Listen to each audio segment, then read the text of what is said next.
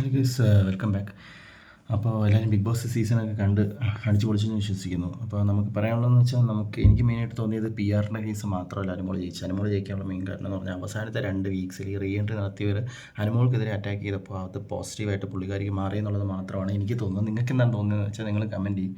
എനിക്കതാണ് തോന്നിയിട്ടുള്ളത്. കാരണം നമ്മളിപ്പോൾ എത്ര കുറ്റപ്പെടുത്തിയാലും പുള്ളിക്കാരി കഴിഞ്ഞു എന്നൊക്കെ പറഞ്ഞ് ചെയ്ത് കഴിഞ്ഞാലും അവസാനം പുള്ളിക്കാരി തന്നെയാണ് അതിൻ്റെ വിന്നർ. അപ്പോൾ അത് ഇതൊരു സ്ട്രാറ്റജി ആയിട്ട് വേണമെങ്കിൽ കണക്ക് കൂട്ടാം. അങ്ങനെയാണ് എനിക്ക് തോന്നുന്നത്. ബിഗ് ബോസ് ഷോ എന്ന് പറഞ്ഞാൽ നമുക്ക് ഇങ്ങനെ കളിക്കാവുന്നൊരു നിയമമൊന്നുമില്ല. നമുക്ക് എങ്ങനെ വേണമെങ്കിലും കളിച്ച് നമുക്ക് അതിന് പ്രേക്ഷക പ്രീതി നേടുക എന്നുള്ളതാണ്. ആ ഒരു ഫെയർ ഗെയിം കളിച്ച് നമ്മുടെ പ്രേക്ഷക പ്രീതി നൽകുന്ന അതിലാണ് നമ്മുടെ കാര്യം. പ്രേക്ഷക പ്രീതി എന്ന് ഉദ്ദേശിക്കുമ്പോൾ അത് ഏത് രീതിയിൽ വേണം എടുക്കും. പിന്നെ ചിലർ പറയും ഫേക്കാണോ ഒറിജിനലാണോ റിയലാണോ, അങ്ങനെയൊന്നും ഒരു കണ്ടീഷനും ബിഗ് ബോസിലില്ല. ബിഗ് ബോസ് എന്ന് ഉദ്ദേശിക്കുന്ന വെച്ചാൽ നിങ്ങൾ മാക്സിമം നിങ്ങളുടെ രീതിയിൽ ഗെയിം കളിക്കുക. ഫെയർ ആയിട്ടാണോ അൺഫെയർ ആയിട്ടാണോ. അൺഫെയർ എവിക്ഷൻ എന്നൊക്കെ പലരും കുറിച്ചും പറയാം. പക്ഷേ എനിക്കങ്ങനെ തോന്നുന്നില്ല. നിങ്ങളുടെ രീതിയിൽ നിങ്ങൾ കളിക്കുക എന്ന് വെച്ചാൽ നമ്മളിപ്പം ആൾക്കാരെ മുന്നിൽ മണ്ണ് വാരി ഇടുക എന്നുള്ള അതല്ല ഉദ്ദേശിക്കുന്നത്. അപ്പോൾ ഓരോരുത്തർക്കും ഓരോരു അഭിപ്രായം ഉണ്ടാകും. പക്ഷേ എൻ്റെ അഭിപ്രായം ഇതാണ്. പുള്ളിക്കാരിക്ക് കൂടുതൽ പോസിറ്റീവായത് അവസാനം പുള്ളിക്കാരിക്കെതിരെ എല്ലാവരും കൂടെ വന്ന് അറ്റാക്ക് ചെയ്ത രീതി നാട്ടുകാർക്ക് ഇഷ്ടപ്പെട്ടില്ല. അപ്പോൾ നാട്ടുകാർ കൂടുതലും അനുമോൾ വിട്ടു. ഞാൻ പ്രതീക്ഷിച്ചത് എനിക്ക് ഇഷ്ടപ്പെട്ടത് അനീഷയായിരുന്നു. ഞാൻ അവസാന നിമിഷം വരെ അനീഷായിരിക്കും വിന്നർ വിചാരിച്ചിരുന്നത്.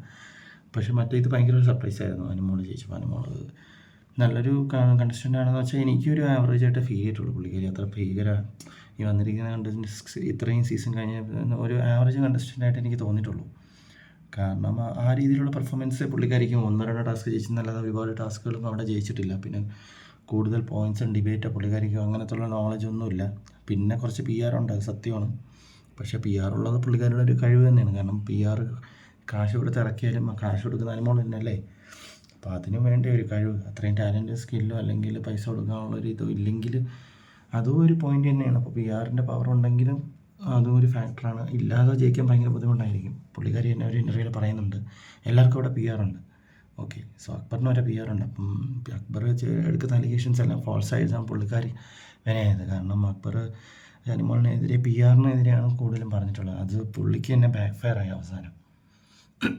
പക്ഷേ അനീഷിൻ്റെ കേസ് വരുമ്പോൾ അനീഷ് ഞാൻ എക്സ്പെക്ട് ചെയ്തായിരുന്നു അനീഷ് വിന്നറായിരിക്കും. കാരണം അത്രയ്ക്ക് പ്രേക്ഷകപ്രീതി ഈ പ്രാവശ്യം നേടിയെടുത്തത് അനീഷായിരുന്നു. പക്ഷേ അവസാനം 2 വീക്ക് പുള്ളിയൊന്ന് ജസ്റ്റ് ഒന്ന് ഓഫായിപ്പോയി. അപ്പോൾ അതൊരു റീസൺ ആണെന്ന് എനിക്ക് തോന്നുന്നുണ്ട്. അതൊരു ഫാക്ടറാണ്. സോ എല്ലാം കൂടെ കൺസിഡർ ചെയ്യുമ്പോൾ ഈ ഒരു ഫാക്ടർ മാത്രമാണ്, നമുക്ക് പി ആറിന് മാത്രം പറയാൻ പറ്റത്തില്ല അനുമോൾ ജയിച്ചത്. ഈ ഒരു ഫാക്ടറും കൂടെ ചേർത്തിട്ട് നമുക്ക് പറയാൻ പറ്റും അനുമോൾ വിന്നറാകാൻ കാരണം റീ എൻട്രി കാരണമാണ്.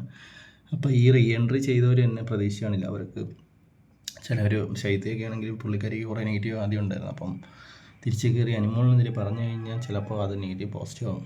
പക്ഷേ വെളുക്കാൻ തേച്ചത് പാണ്ടായെന്ന് പറഞ്ഞ പോലെ അവസാനം അവർക്ക് തന്നെ വിനയായി മാറുന്ന സീനാണ് നമ്മൾ കണ്ടത് അവസാനമല്ലേ. അപ്പോൾ എന്തായാലും അത്യാവശ്യം നല്ല കണ്ടൻറ്റൊക്കെ തന്നൊരു സീസണായിരുന്നു. ഞാൻ എൻജോയ് ചെയ്തു. അപ്പോൾ ഇനി അടുത്ത സീസണിൽ കുറച്ചുകൂടെ നല്ല സെലിബ്രിറ്റീസോ അത് കുറച്ചുകൂടെ നല്ല ആൾക്കാരെയും കൊണ്ടുവന്നിട്ട് കുറച്ചുകൂടെ എൻഗേജിങ് ആക്കുമെന്ന് ഞാൻ വിശ്വസിക്കുന്നു. എന്നാലും അത്യാവശ്യം നല്ലൊരു സീസണായിരുന്നു ഗൈസ്. അപ്പോൾ എൻ്റെ അഭിപ്രായം ഇതാണ്. നിങ്ങളുടെ എന്താണെന്ന് വെച്ചാൽ താഴെ കമൻറ്റ് ചെയ്യൂ. എൻ്റെ ചാനൽ സബ്സ്ക്രൈബ് ചെയ്യൂ. Thank you. Bye guys.